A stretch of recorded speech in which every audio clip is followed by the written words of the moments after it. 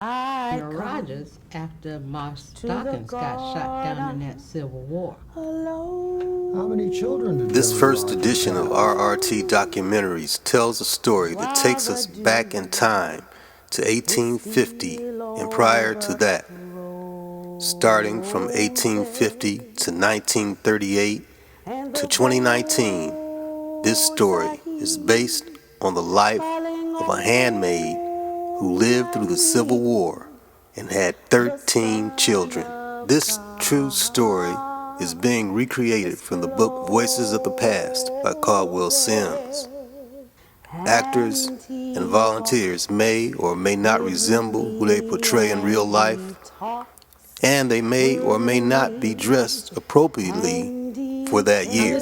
I admit that 15% of what you are seeing is coming from my imagination. The rest is factual and true. Welcome to Dimensions and Documentaries. You know what I'm talking about, Clyde? I want the one from the back now. All of our stuff is the same here. We just can't go in the back and just grab you something. I know you got something in the back. All these dives have something in the back. Why can't we interest you in this? It's the same thing. I want this. It's I something know in the back. you work hard.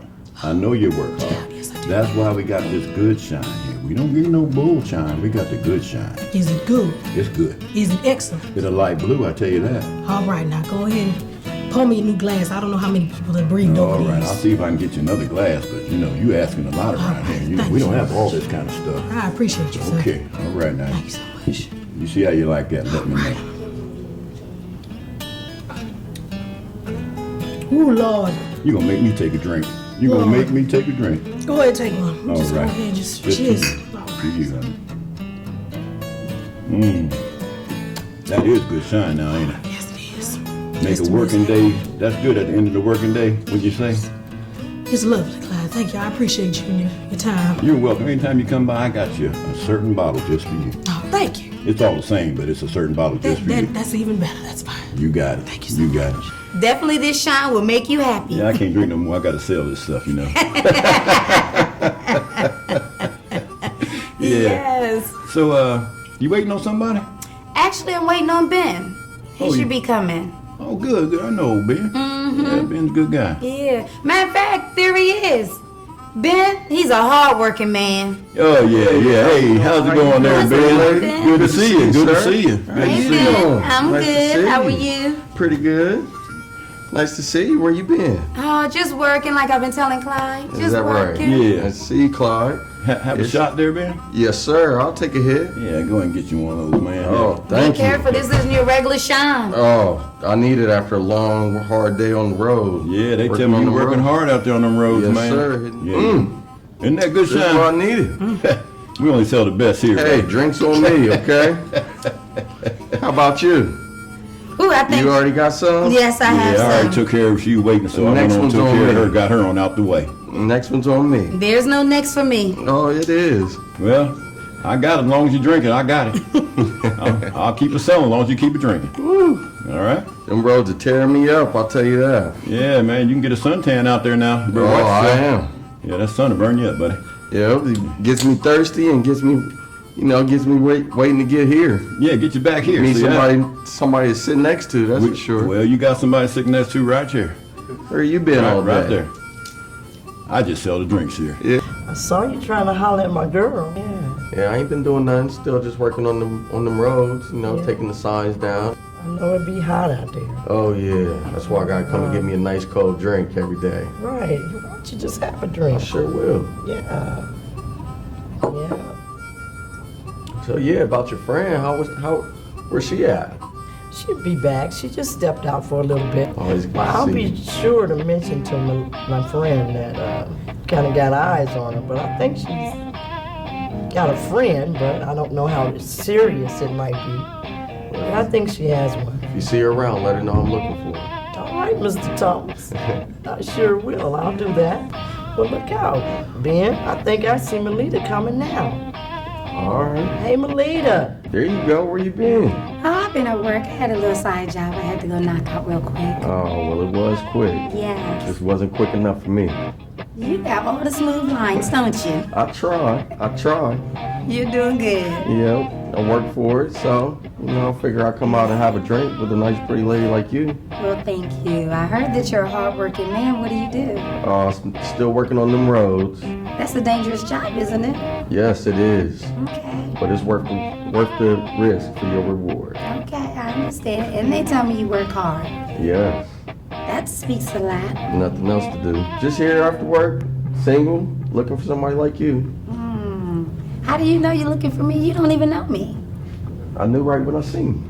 Oh, you are smooth. He speaks, and the sound of his voice is so sweet. The birds hush their singing, and the melody that he gave to me. Hi, my name is Shayna Koss. I'm from Columbus, Ohio. I am a wife and mother of 3 wonderful children. Today I am playing the role of journalist assistant. I am Paul Nykirk. I'm 59 and I play Caldwell Sims, an interviewer. I am Elizabeth Hill. I'm a direct descendant of the Sims family, and I am Fannie Mae. Is it luck or is it fate, Mr. Sims? How did I get to be here with you? It's not fate. I'm the lucky one. We are blessed to participate in this project today. Are you saying we deserve each other? Well, in a word, yes. But we're both here to learn something from this dear soul, and from each other, and our subject we're interviewing. We're just here to gather her story and learn. Gather the stories and then what? Well, then we turn them in to the Federal Writers Project, who is organizing this whole thing where we're collecting these people's history and archiving it so we can preserve it for all time. I like the sound of that. I mean, the making history, that is. Yes, and we're here now. Let's go. Good morning. Good morning to you, ma'am. I am Caldwell Sims. This is my assistant. We are from the Federal Writers Project, and we would like to interview Miss Alice today. Okay, I will get her. Thank you very much. You're welcome. Mama, come here. This is Mr. Caldwell and his assistant. How you do? And they want to ask you a few questions. What kind of questions? Well, ma'am, we are from the Federal Writers Project, and we are here to take oral histories and would like to interview you to get yours. My history? Your history, your family, yes. Okay. All right, what you want to know? Dawkins Rogers, son of General Rogers, took my brother Hilliard Dawkins as his servant to that fetid woe. Morris Dawkins got shot down dead out there somewheres. I don't know where's. Anyways, Hilliard fetched his body back to them old missus, and she laid him away in the Dawkins graveyard up on Packlet. That was Miss Nancy, my missus that cared for me so good. Jimmy went to Florida. Tommy was one of them lawyers. Joshua was the youngest of Miss Nancy's brothers. Miss Nancy married the General Rogers, down in Goshen Hill. Marse Tommy's wife was Miss Mary Poulton. After they had been married a long while, they took in a little adopted gal, Miss Lily Poulton, who they raised 'cause she was some of Miss Nancy's relation. Marse Tommy came to be a big judge in the Union.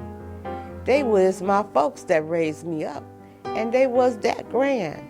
He had his home in the Union fixed up real fine, and everywhere it was known as the Shrubs, home of Judge T.N. Dawkins. After Miss Nancy married Jen Rogers, she carried me along with her up from Packlet to Goshen Hill, where I was her maid. When I turned 17, I up and married a nigger named Dave Sims. Them Sims and Archers was kin, and so I married right into Squire Archer's house. Ever since then, I've been a Sims. My folks, how is that you hid I was here when I got this growth on my leg? What keeps me in all the while? Well, Miss House. I am a Sims, Caldwell Sims. Joanne, my assistant, also grew up in the area, and that's why we are here to interview you. You know, when I was a gal, Folks worked and got tired and stayed home nights, going to lay themselves down near dark, that is just before dark or right at 'em. Now they don't do no work to tire themselves, but they runs around so that they can be tired at night. What that you writing in that there book? These are all the notes that I'm going to be taking for when we write your history and turn it in. Is you going to raise this old woman's pension? I wish we could, but we're here just to interview your history. All I get is $4 now. If Miss Nancy Dawkins was here, she wouldn't let me pay them no mind at all. Miss Nancy Dawkins took good care of me and give me good white folks eating too. Doc, you don't watch out, he gonna write something in that book about you too. Ain't you got no backer? I don't smoke no 5-cent backer. I likes dime backer. Who that you brung along with you anyhow? This is my assistant, Joanne. Ain't she pretty built all over? Well, see them trim legs? Is them real silk stockings? They sure are. If that ain't your wife, I bet you ain't got nan as pretty built as her. You got a baby? No, ma'am. 'Cause you looks too young. Matter of fact, you looks too young to be the doctor's son. Lord, I was going to tell you no more. You knows too much already to be so young. Go on away from here, boy. Next time you come back here, bring me some backup. Some good backup like your pa used to give me out in his pocket. I's got to think and refresh my mind. It's been serving me 85 years now. I got to get you straight in my mind anyhow. So Ben, so you say you've been working hard out there, huh? Yes, sir. Killing it. All day, every day. Couldn't wait to get here. I know that's right. Well, I'm going to step out. I got it. My sister Nene going to come over here, man, to take care of y'all. She'll handle y'all real good. All right. I sure will. How you guys doing? Hey, Miss Nene. Can I get anybody some more drinks? No, I'm good. Thank I sure you. could get you one, too. Oh, Mr. Ben Thomas, I don't know Rounds about on- that. Rounds on me? I got plenty of alcohol back here. Is what that can right? you give me? Oh, that's a list that you can't get to the end of. Mm-hmm. Well, Miss I hear you. Miss Nene, Mr. Ben, them children are calling, so I'm gonna take my tail home to Okay, the I'll see you kids. later. Thank you for the drink. Good to see you again. Good to see you, Ben. What you been up to? Oh, you know, same old, working on the road, hanging in there. Okay. Yeah, I know you like a nice, hard-working man, right? I sure do. You know any? Yes, myself. Oh, really? Yeah. Okay. I You have don't a know man? about that. Don't you got a wife? And a couple kids running around?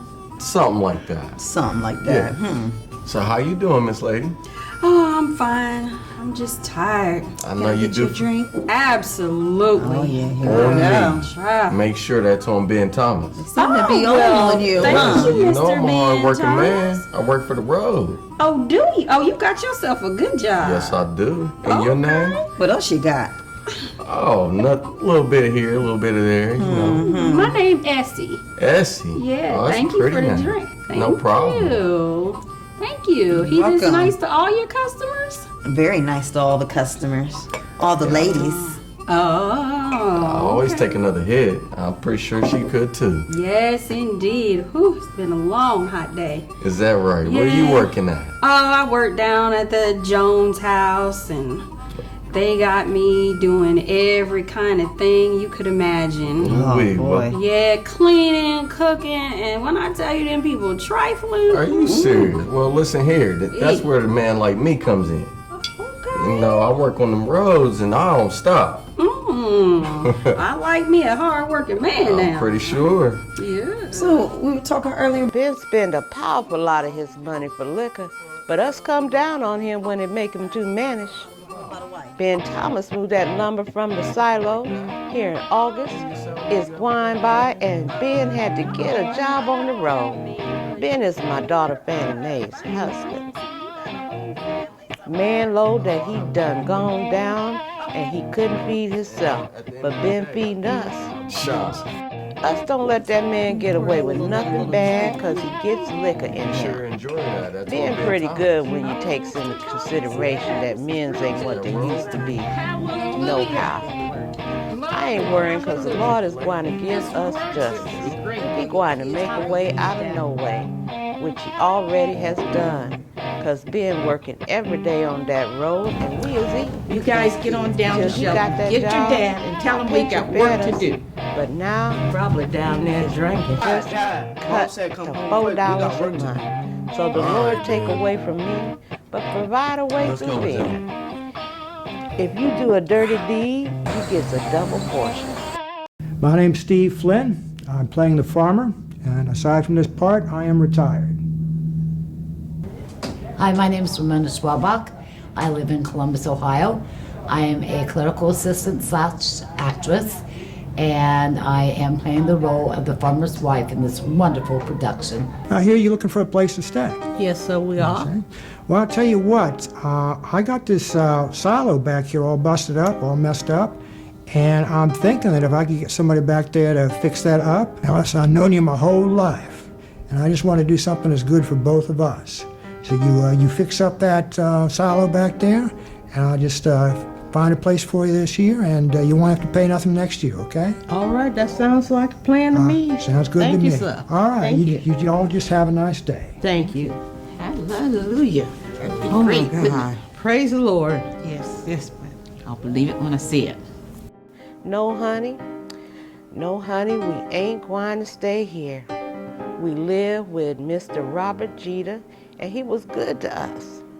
This man here come and got us to work for him, or we would still be with Mr. Jeter. Okay, what's going on? I know something's going on, Clancy. What's This white man lost his money and all worried up and didn't give us no money to farm on, and now he charged us rent. If we do not pay, the sheriff gets us. No. So we going to gather up our crop and go back to Mr. Jeter's today, and he will take us. Yes, we're going to get a place and see if somebody else can do us better. Somewhere, I don't know where, but somewhere we'll find a place. I don't care if you gave your word or This not. white man just stepped back the other day, and his wife come out and told us we had to pay her the rent or she would call the sheriff. We is honest and we don't want no trouble, so we will pay until we get our crop gathered, and then we leave quick. White and color knows that we'll come to the farm. All our friends know that. Well, you're going to have trouble with the sheriff if you don't get down there and tell them they have to go. All right.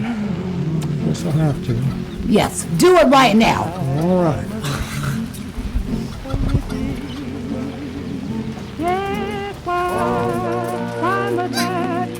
Ladies, I got some awful bad news for you. No, I thought we had a deal worked out. I just talked to a little woman, and she just gave me holy you know what all up and down. And she says,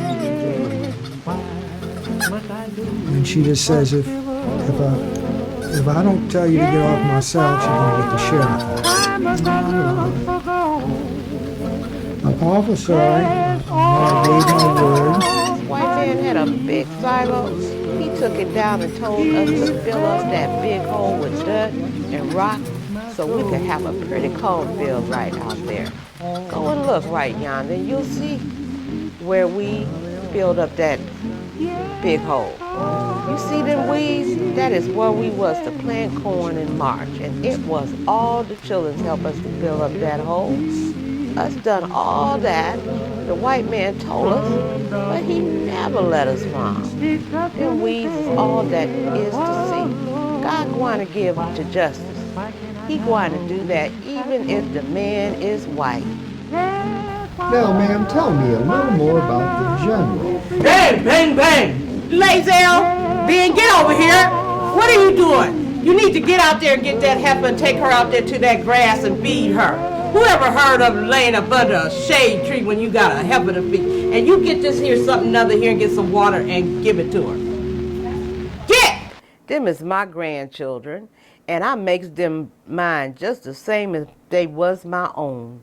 And they mall makes them give me mine too. It's just so hot that they is lazy today. Next thing they be sleep under some shade tree or another. Children's, even darky children's, ain't got no mind to walk nowheres no more. When I got married, I walked more than 6 miles, and a crowd went with me, and Dave never thought nothing tall about it. Neither. On Sunday evening, we walked all the way down to Squire Archer's place from the General Rogers place and 12 of our friends, and he let us come in his office. Then he married us. I was that dressed up in a white Swiss. Dave had on a plain black suit with a white hat. His coat was one of them swallowtail things that old Dr. Billy Sims wore. That Sunday was hot as it is today, 98 in the shade. But Dave sure looked fine. Sister Henrietta Dawkins, that was single, had my Swiss made for me, and it was at her house that our infare was, just immediately after the wedding. She had that house full of flowers and ribbons. We had all the things to eat that folks had at infairs, but I don't remember nothing about what all it was, because I was not thinking about nothing that day but my white Swiss and Dave. He told me I could go home on Sunday. It had been raining 2 days then. Sunday come and Jim had to take me to the railroad trestle, and I walked that thing when the water was shaking them cross ties. I stopped every time I brung up my foot and shout to the Lord, "Lord God Almighty, get me off of this thing." Dave had me by the hand and he was pulling me along. His eyes was about to pop out of his woolly head. He looked, "Come on here, Alice. You ain't got no time to be stopping and praying. I left them children crying to come over here and fetch you home. And now, here you is stepping in every 2 steps. I took my umbrella and hit that nigga over the head. And he dropped my hand and said, "Lord God Almighty, Alice, is you crying out of your head too?" I trusted in the Lord, and I ain't let no nigga man jerk me out of my praying. All along the way home, in our 1-horse wagon with our old mule whine along, Dave never spoke. He just sat and smoked his pipe. I never had hit him before. I was that tired, and my feet was covered with red mud because I had done walked 2 miles to reach that trestle. Finally, I asked Dave, "How is Elvira?" She's our baby child in Dave's eyeball. He lo Elvira crying when I left. I lo that I was going to make Elvira a big ash cake soon as I got home. Dave perked up. From then on, he acted himself. "What come of your lady? She working, ain't she? She sure pretty. Your pa went with them pretty women's and high-minded ones too. Your lady shows up her quality, but course you ain't gwine to have no other kind. All your folks is like that, and you is following in their footprints. That's right, honey. You be like your pa. And your ma, she was like an angel. Miss Ida now, she different from your pa. She was always fractious and bossy. Everything going her way is all right. When it ain't, she just ain't neither. Dr. Billy and Miss Mary let her have her way all the time. Then Mr. Smith come along and had such a grand manners and driven such spirited horses that it took Miss Ida off in her feet, cause she know that she couldn't have her grand things in her way with him. But Miss Ida good in her sight, and she loved the Lord. She always loved that she ain't going to do no wrong. So I guess the Lord, he sees through her grand manner, or he would never give her a husband grand as Mr. Smith. So I is glad you follows pretty women's that is grand too. Your lady, she got all that, even if she do work. Women's do that now. It's just the style. And styles changes that fast that they leave me plumb behind, honey. Child, you is got taste like your pa. And even if he does not wear grand clothes and put on style like he done, but then you ain't got the money to act that way, is you? That lady is sure got a sweet ways and kind words. They goes the furthest anyway. So I knows who she is. I ain't never seen her before Saturday. But honey, I knows quality when I sees it. And Aunt Alice don't have to ask nobody.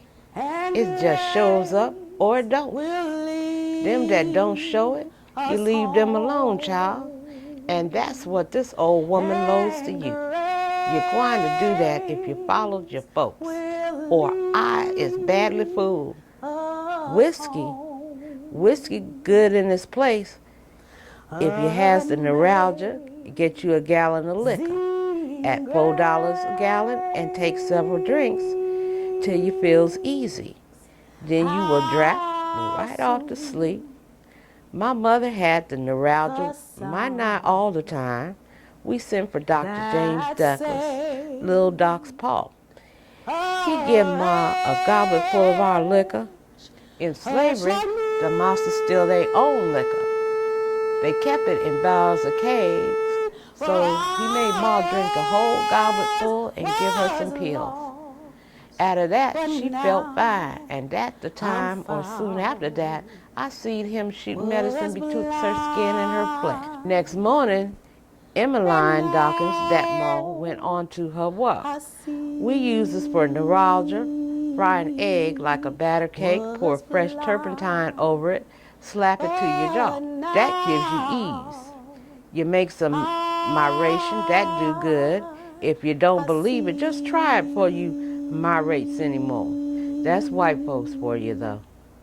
So, where'd everybody go? I don't know where everybody went. Ben's kids came and got him, and everybody else just left. So it's just been me. What happened to the other lady that was standing there that was talking to Ben? She was tired of him, so she walked out. Oh, Ben trying to be something else, ain't he? He always flirting in here. Yeah, I'm surprised he ain't started flirting at you. Oh, he has, but Ben. I don't worry about him. You don't worry about Ben? Ben got kids and everything. And a wife, I know. Ain't that funny? He be pretending. That guy's something else, to tell you that. I tell you what, though, some of them ladies gonna go for Ben. Oh, they are. Yeah, I see it every day. Yeah, I'm just gonna keep making my sign and just Me watch too. Ben do his thing. Yeah, well, I guess we're gonna close up a little early tonight. that sounds Nobody good else to is me. here. Yes. All right, Nene. Start cleaning up. Yeah, we'll start cleaning up, Nene, and get this thing done. All right, then. Now, in addition to the General's family, ma'am, I understand you have quite the brood of yourself. Would you like to tell me a tad about all the little ones? 13 kids. John in 1867, Cheney in 70. Roach was born in 1875. Claudia in 78. Modikin in 86. Bessie in 88. Ben was born in 1891. Ida Mae in 1896. Aiken, 98. Johnsy, 1900. Fannie Mae in 1904. That's my baby. You met her. Amazing that you can remember all of them on top of everything else. Well, there's mine. I got to remember. Well, that's quite a feat to raise all of them and take care of the General's wife. Yes, sir. I guess it was. Did she give you any extra time occasionally to deal with 13? I can only but imagine what that must have been like. Well, when they got up of age, they had their chores and things to do too. Kept them pretty busy. A man can always follow trade. And if he ain't got no trade, why then he better be getting one. Those days used to be, there was money in farming. But 'tain't no more since that depression done fell on us like a plague. In olden days, everybody had a trade. They is going back to it now. Tell me what they doing right now. All kinds of things are happening, and lots of them are tragedies. And sometimes we don't even know what's real. So we pray to God for our families to shield us from catastrophes and to help us through all we know and feel. The love that's shared with my family does me good and feels good to me. And now I have a feeling that is real.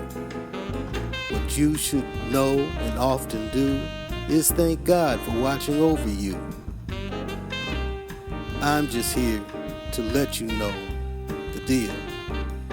To the old and to the new, if you're my family, I got love for you.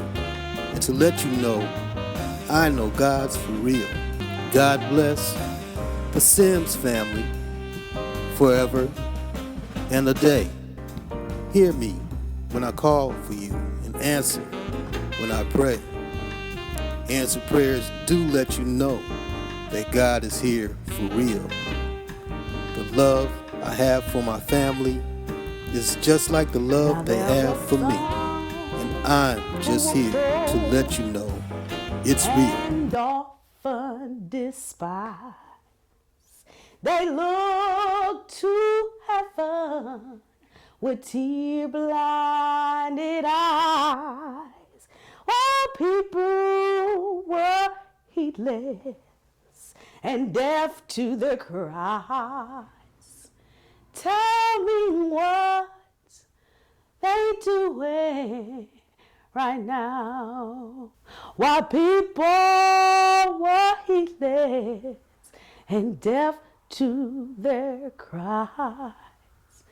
Tell me what they doing right now. Oh, tell me what they doing in heaven today, while sins and sorrows have all washed away. The peace that abounds like a river, they say. Tell It me getting so that a what man with they no doing trade is so burnt up right wet. now. Lisa Smith Miller of Chevy Chase, Maryland, has been searching for the biological relatives of her father, Lynn Smith, using Ancestry DNA. Lynn Smith, born in 1940, was adopted when he was 3 years old in Washington, D.C. He knew nothing of his birth parents, and he had given up any attempts to find out about them. Lisa contacted Gwen Jeter of Columbus, Ohio, when a DNA match indicated they are second cousins.